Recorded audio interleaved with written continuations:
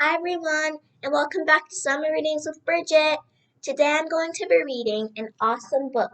But before I get started, make sure you hit that like button and subscribe. The Tree Lady. Written by H. Joseph Hopkins, illustrated by Jill Elmery. Catherine Olivia Sessions grew up in the woods of North California. She gathered leaves from oaks and elms.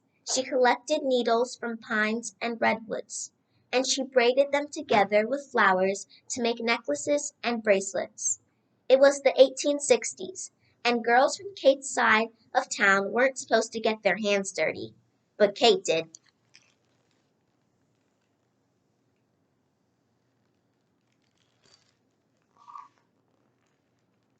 Kate listened well in school. She learned how to write and count. She remembered the poems and stories she read. But best of all, she liked studying wind and rain, muscles and bones, plants and trees, especially trees.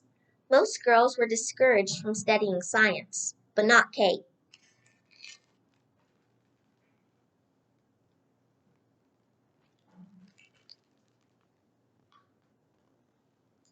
Kate felt the trees were her friends. She loved the way they reached toward the sky and how their branches stretched wide to catch the light. Trees seemed to Kate like giant umbrellas that sheltered her and the animals, birds, and plants that lived in the forest. Not everyone feels at home in the woods, but Kate did.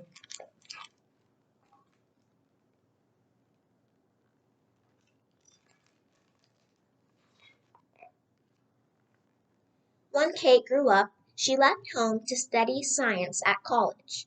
She looked at soil and insects through a microscope. She learned how plants made food and how they drank water. And she studied trees from around the world. No woman had ever graduated from the University of California with a degree in science. But in 1881, Kate did.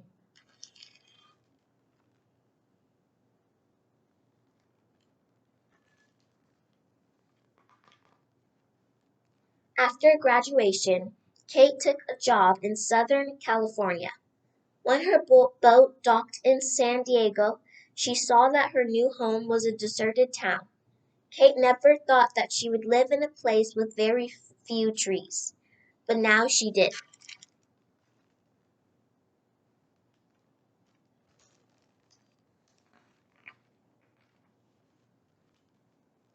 Kate began her job as a teacher. She was also the vice principal of the school, so she had to make sure that everyone followed the rules.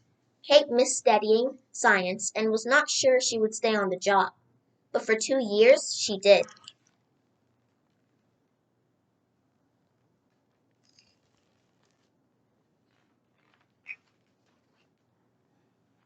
From her school, Kate could see City Park in the hills above town.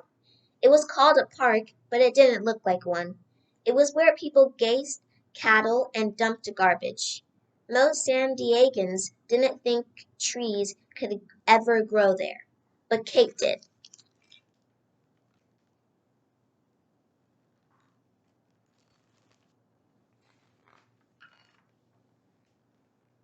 With Kate's love for the woods, she thought San Diego needed trees more than anything else.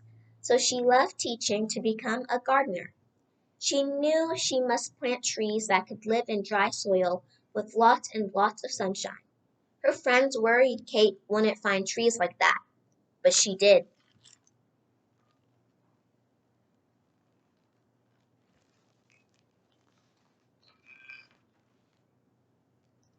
Kate became a tree hunter.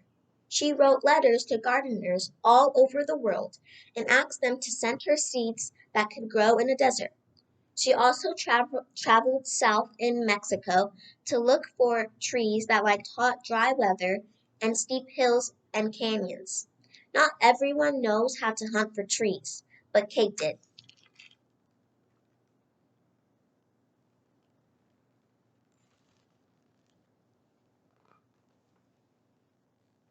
Soon Kate's trees were planted along streets, around schools, and in small parks and plazas all over town. People bought trees from Kate's nursery and planted them in their yards.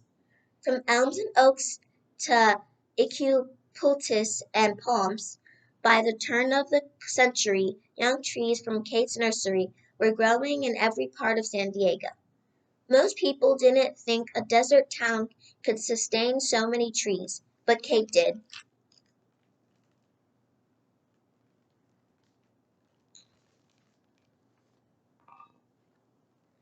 Then, in 1909, the city leaders announced that a great fair called the Panama, California Exposition was coming to San Diego in 1915. The fair would be held in City Park, which was now called Balboa Park. Kate felt Balboa Park still needed more trees, thousands more, to look beautiful and shade the visitors that came to the fair.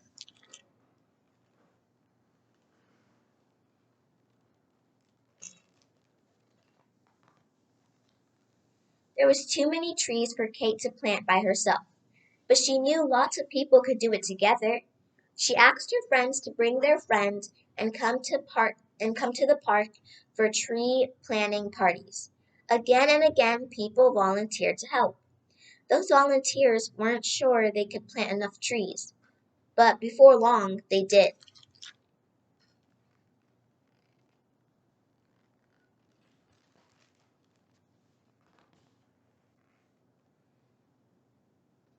And when the fair opened, San Diego was ready.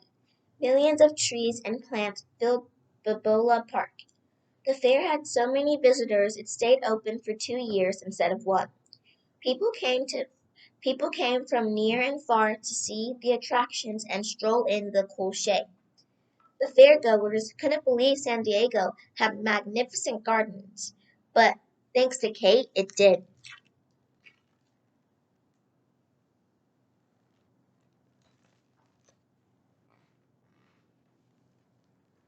In the years after the fair, Kate was given many awards for her work, and people took to calling her the mother of Balboa Park. She continued gardening and planting trees until her death in 1940. Back then, few could have imagined that San Diego would become the lush, leafy city it is today.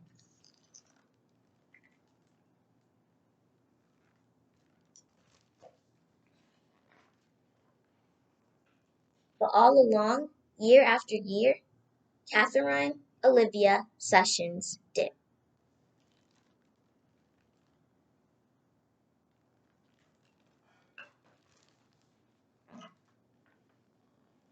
The ends. That was an amazing book. Thank you guys so much for watching. I hope you guys continue to read, and goodbye.